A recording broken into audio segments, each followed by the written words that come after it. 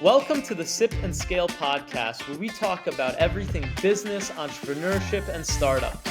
My name is Blendi Muriqi. I'm the CEO and founder of delegate.co. Each week, you'll join us as we talk with industry experts and business owners, sharing actionable insights to drive your business forward. So grab your favorite beverage and let's sip our way to success.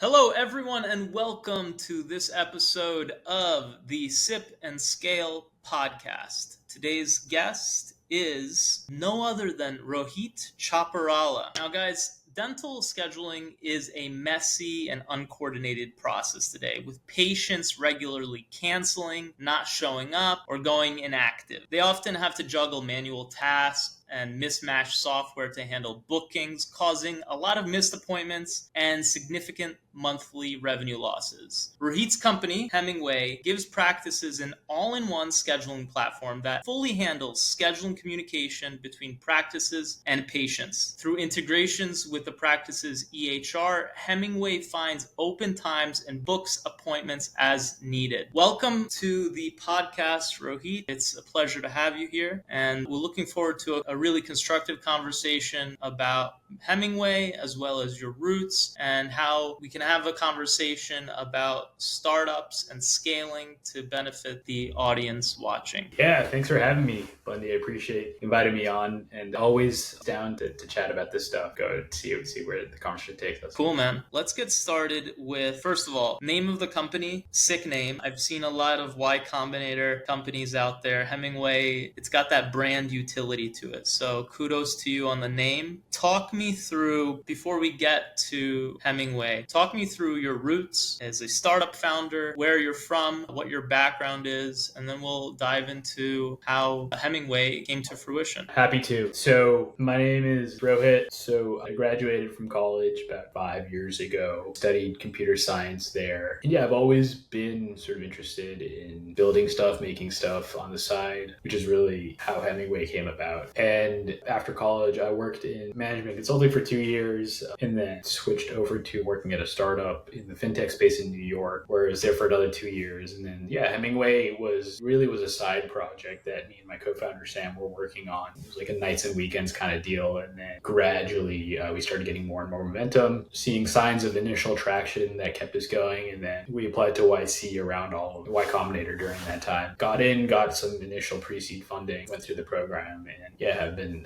running with it ever since. What inspired you guys? Because a lot of times there's that leap where you know that your product has some traction. You could say, okay, I need to get to the next step. I need to go get funding. Where along your journey did you have that realization that, okay, this is something that we actually should put money behind and go out there and apply to Y Combinator? Because you have some situations where they're pre-seed, they don't even have a product out there. And then there are others that they wait years until they go out and get funding and they have a solid product out there and they have customers. What was your rationale in going and applying to Y Combinator when you realized you had that traction? Yeah, I mean, I think for us, so to give you a little bit of context on the company itself, Sam and I, like I said, this is a project that we're working on the side initially, and we were always fascinated by LLMs. You know, this is just around the time where ChatGPT was out for maybe less than a year at this time when we started. We saw the potential in what an LLM first application could do, particularly in verticals that are less exposed to the latest technology, right? So SMBs, small businesses in particular. And we were just kind of ideating, building, testing new things out, trying to see if we could find customers who were interested. And I think we realized that it was a bit too broad, right? The initial sort of area of interest that we were going after. I mean, the SMB market is massive, and to build a catch-all product is challenging. So I think that's when we realized, okay, let's try to cut our teeth on something a little more specific, and let's try to really understand the workflows, pain points, and needs of a particular sector. And I don't know if you've seen, if you go to the dentist, they will text you and they will sort of send you these reminders to try to get you to come in. The reason why they're doing that is because managing patients and ensuring that patients will consistently and reliably come into the office is an unsolved problem. And our hypothesis was that, hey, maybe with the advent of LLMs and new technology and explosion of AI that we're seeing right now, maybe we can solve it. And around that time, We were building out a demo. We got connected with, I think around that time, when we were applying to YC, we had 2 or 3 customers. We were really learning about their tech stack, their problems. Still early, but we just felt like we had a lot of forward. And so we just applied, and we sort of made the case that I'm making you right now. The process is very quick. You apply, you get an interview. It all happened in less than a week, and then we found out the same day that we got accepted. And then we said, hey, let's run with it. That's awesome. I've noticed with my business, you start with a niche and really hone in on the product on that niche and then get broad from there. For us at Delegate, we focused on property management companies providing virtual assistant services for that specific niche until we were ready to expand beyond that to other types of companies, healthcare space, startups. On your end, because you have such a large number of industries you can tap into, was there a specific research process you went through to decide, okay, we're going to hit dentists because it's a huge industry, it's very scattered, and we can really tap into it and get a good customer base? Yeah, I'd be lying if I said it was a very structured process that led us to dentistry, as we were just sort of in the phase of, I wouldn't say it was pivoting, it was more so just refining our product. There were certain characteristics about the industry that I found pretty appealing. One is, I think because it's in the healthcare space, opportunity cost of losing an hour of the dentist's time is quite significant, right? Upwards of $300 for a hygiene appointment. And then, if it's a crown or something more, it's called production, but the non-hygiene can get, $1,000 per procedure. So there's a high cost for them if the patient doesn't show up or they're not reliably able to fill the appointment slots in their calendar. So I found that fascinating, or very attractive from a market perspective.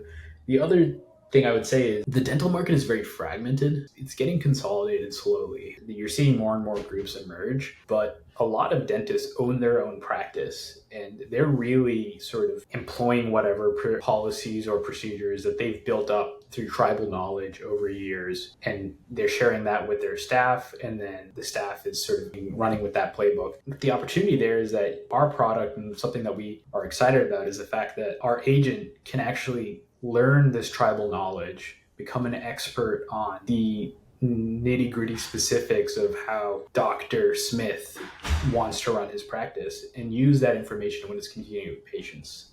So that was another thing that got us excited about this market. And then I think the last point is it's just a massive market too, right?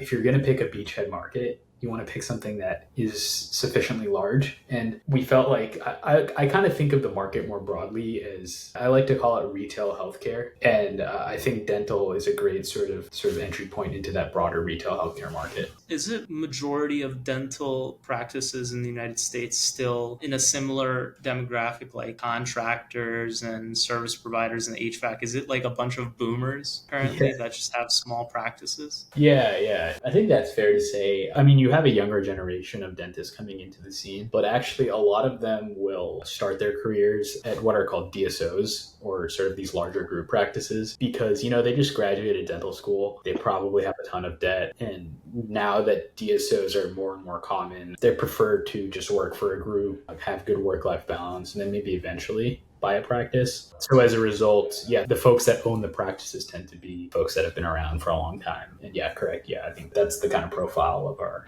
customers today. Now, you were talking about how different dental practices, they have, different ways of how they run their business. What's your line of questioning to a dentist in terms of their knowledge base, for example, how they run their business? Is this something that you have to have constant feedback loop with them so they get the most out of the software? Yeah, that's exactly right. So we have a pretty robust onboarding process where we just make sure that all of the unstructured information that typically goes into running a practice, that we're collecting that and sort of imbibing that, ingesting that into our system, so that we can make sure that when we make decisions on behalf of the practice, we're keeping that in mind, right? Maybe, I'll give you an example, maybe for a new patient, a particular practice has a rule where the dentist has to see them, even if it's a hygiene appointment. We have to know that that's how they run their practice, right? So we try to be as comprehensive as possible initially in collecting information. And then afterwards, obviously, rules change, procedures change, maybe they're adding a new service.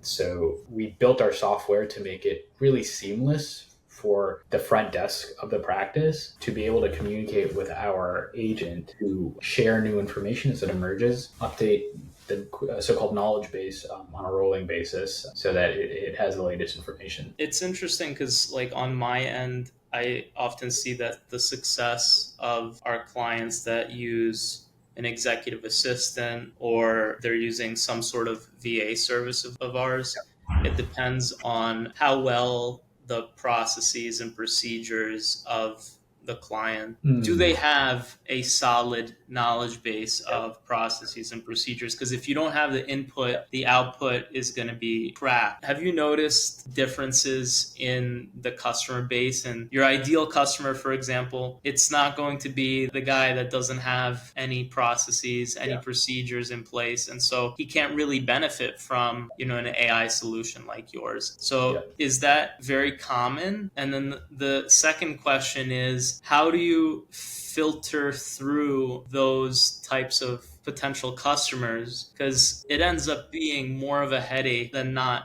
just onboarding that person, because you're actually going to have to go through helping them build out those processes to make the software work. I think you outlined that perfectly. And so I'll give you a quick context. When I first started selling Hemingway, I was going after every dentist under the sun, right? I was trying to knock on as many doors as possible to try to get as many dentists on board. And I kind of realized after a while that you're right, there are different profiles of a dentist, right? And I started to see a pattern emerge from our customers that was unique and pretty different from a lot of the prospects that I'd go to try to sell a software. Typically, the folks that are using Hemingway are a little more entrepreneurial. Maybe they have one or two practice locations and they're trying to add a third or a fourth. They're invested, like you said, in processes and procedures, and they want to make sure that they're optimizing their revenue. And I would say the biggest difference is they tend to treat it not so much as a lifestyle business, but more so as a cash flowing entity that they're trying to scale year over something year. That they want to sell someday. Exactly, yeah. And so when we go and target those folks, the response is, oh, this is neat, this is cool, like this is something that can level up our operations. And they tend to be, excited about the possibilities that we can enable for them. So yeah, that was a learning curve for me, is just realizing what our ideal customer profile was, and then just being super diligent about targeting those types of prospects in our sales process. I had a conversation with a software provider like 2 months ago. It's an AI solution for property management. Yep. And one of the points they were making was like, as you scale your business and you have, let's say, a team of customer success reps, their time is invested in a client that they need a lot of hand holding. Inevitably, it takes away from the time they could be investing in clients that are the main source of income for the business, or like the really fat cats. And so I've realized, at least in my business, that it's very important early on to figure out what is that ideal customer profile. And, don't look at the lady in the red dress, which might be like a customer that they're really interested in your product, but they're not ideal. And they're going to be more of a headache than anything and have a possibility of churning. So It's funny how the dynamic changes, like from the inception of your business to a year, 2 years, 3 years in. You realize that you're not looking to get every dentist out there. You're looking at really building a solution around a specific ideal customer profile and then just continuing to hit on that profile. Totally. Yeah. And I think, I'm sure you've seen this too on your end, is that you just get really good at building a profile of like what that ideal customer is, over time. You start to see these trends, these patterns, these signals emerge from the folks that are really excited about the product. And I think you're absolutely right. Like, that's where you should be spending your energy, is finding those folks, figuring out what they have in common, just being really diligent about qualifying your leads. Yeah. Now you're at a phase where you're going out, you're getting customers. Hemingway is becoming more popular as a solution for dentists. Walk me through like the day in the life of Rohit actually operating this startup. I know that you have a additional co-founder, but talk me through what your responsibilities are on a day-to-day basis and, how you're moving the ball forward each day for Hemingway. Yeah, so like you said, my co-founder Sam, he's our CTO, and the way we think about it is we kind of split the day-to-day into different functions, you can call it. Go-to-market is one of those. Another one is product, and then operations, partnerships, whatever you want to call it, is the third. And then the last one is engineering. And as an early stage startup, engineering is, I think, probably your biggest asset, especially for us, right? As two technical guys trying to break into the market. So Sam primarily is, heads down on the engineering side of the house as our CTO. He's sort of keeping his eye on shipping new products, making sure that our product that is in market right now in production is working seamlessly and that customers are able to book more patients, get new customers, and increase their overall production, keep their calendar full. My job is to do everything else as the CEO. So, that's finding ways to be creative on the go-to-market side from a sales and marketing perspective, build out new partnerships where we can in order to improve our infrastructure and sneaking into conferences. Yeah, exactly. That's the name of the game. Exactly, yeah. And then also the product side, I would say, is something that I think maybe this is another learning that I had is I think we were a little too casual about keeping the product and engineering it was kind of the same, one and the same thing for us initially. And then really I realized is once you sort of separate product from engineering, you start to really build out a function where you're collecting customer feedback and you're incorporating that into the product. And I think that was a huge game changer for us, was sort of having product its own distinct feature where its sole focus for us at least is to sort of make sure we're listening to our customers, make sure we're identifying patterns that emerge between our customers in terms of their pain points, and that's actually being addressed on the engineering side. How do you approach product from a holistic way of approaching product where you're not just going to every dentist, because there are dentists that they have feature requests. You're trying to make money, you're trying to bring revenue into the company,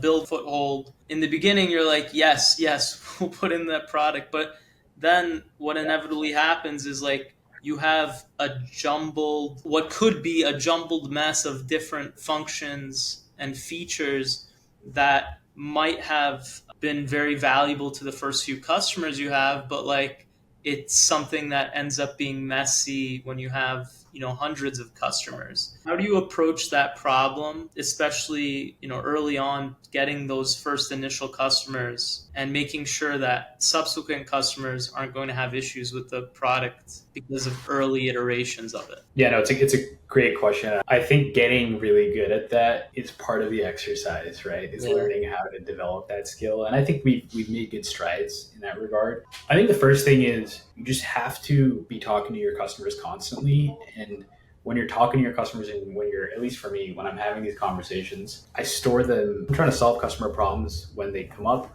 but I'm also like thinking from a product perspective, okay, like trying to do like pattern matching, like where have we heard a similar thread being pulled from another customer. I try to write it down. I try to be as structured as possible, but I just make an effort to sort of store that information somewhere. And then I think the other part is Sam, my co-founder, we just have really robust conversations every week where we carve out time to talk about product, to talk about, okay, this is what customers are saying. This is what customers are dealing with. These are the problems they're having. And then, I have a pretty good understanding of our system architecture in terms of how we built the product. Sam is in the weeds of our engineering. So those conversations is where we sort of kind of connect the two, I would say, like the customer feedback loop and the product velocity and the engineering side of the house. I think that's really what it comes down to is sort of those conversations are between Sam and I are critical for us.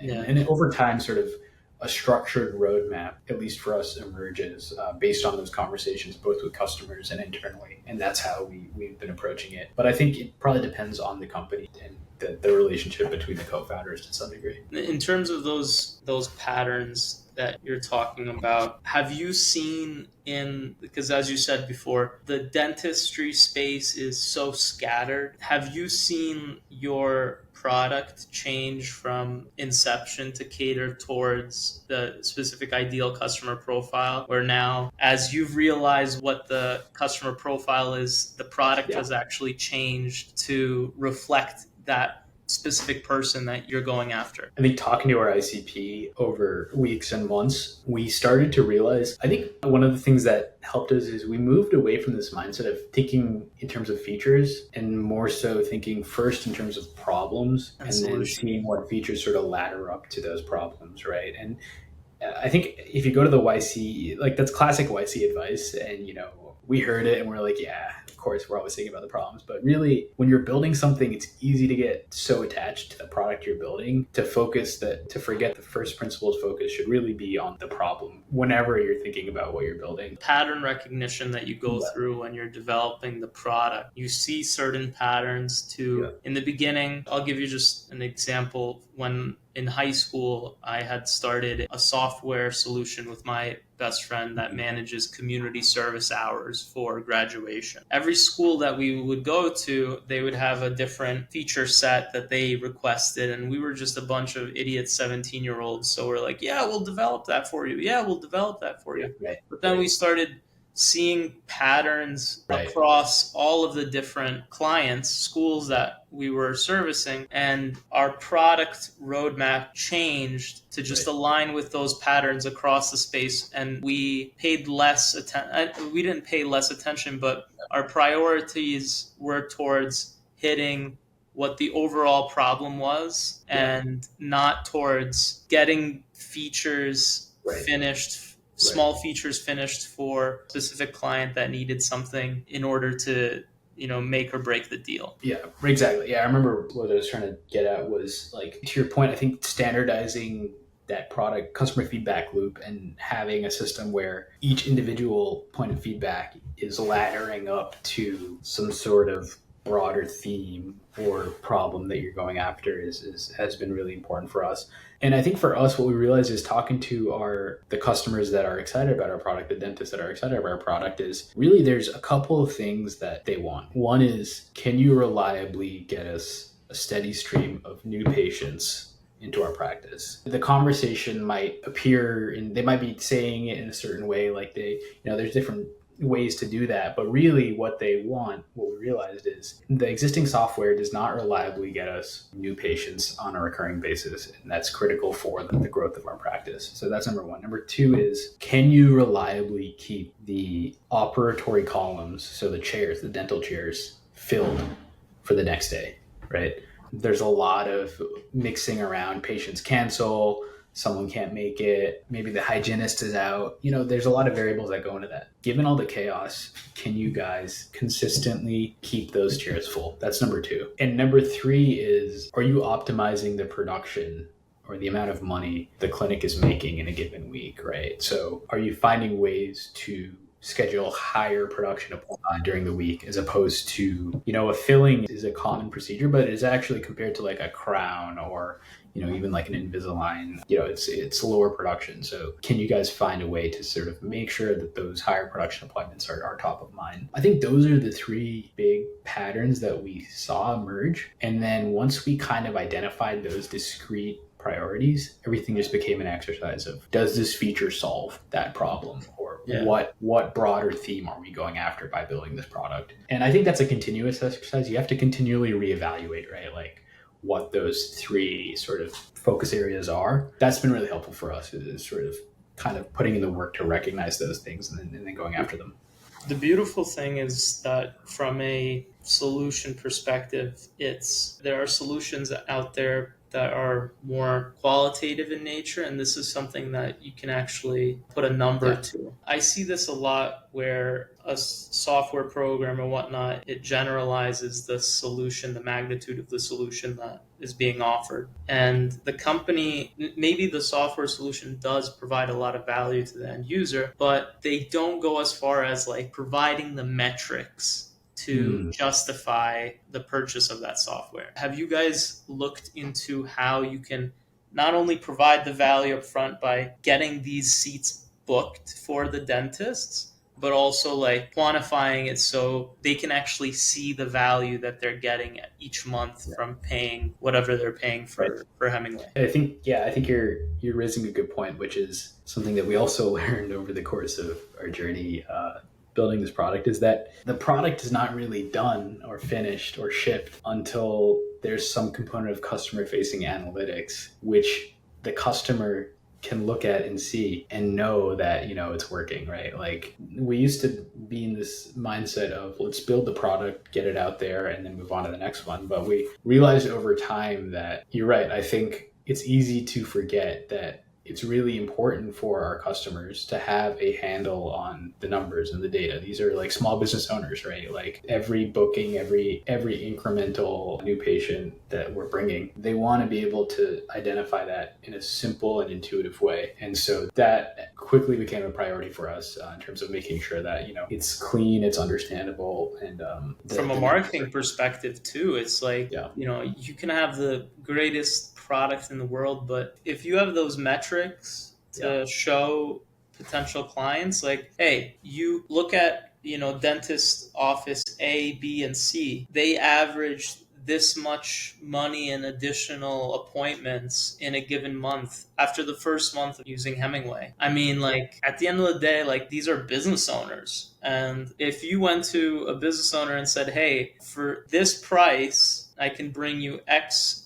amount more of business to your practice, it's just like, you would have to be dumb to say no. In terms of how now, like, let's dive into skills, because when it comes to building up a startup company, I know for myself, when I came from a background in the property management space, and so my skill set was constrained to operations. And now, having scaled Delegate up to what it is today, I've had to wear a lot of hats and learn a lot of new things from scratch.